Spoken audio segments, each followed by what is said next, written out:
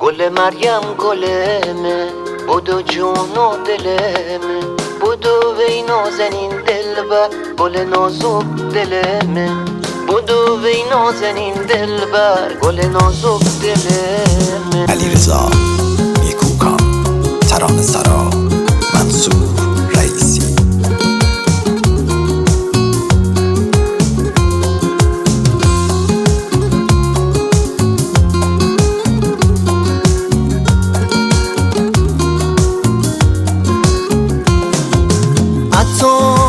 اتم به هوای به قربونه جنم فدای تو آسمون مم ستاره به بوی دستم که آده. گل مریم قشنگه تو هم نفس یه رنگه چشمانم دایم با راهن به صدات گوش بزنگه چشمانم دایم با راهن به صدات گوش بزنگه.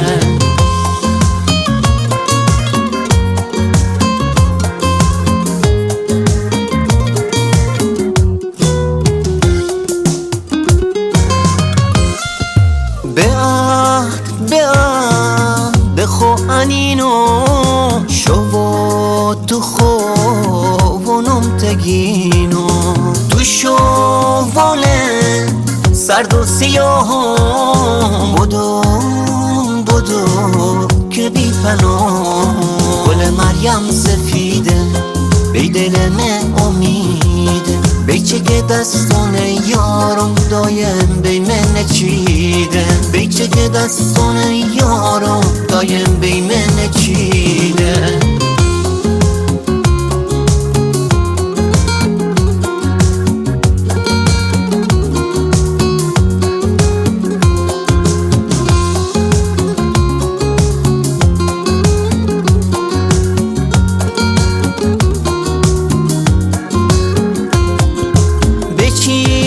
بچین بیار تو یارو به دوریت بی قرارو مکن تو بی وفایی گل سفیدم کجایی. گل مریم گلمه بودو جونو دلمه گل مریم گلمه تو بوی محتلمه بودو وی نازنین دلبر گل نازک دلمه بودو وی نازنین دلبر گل نازک دلمه. علی ابوالقاسمی.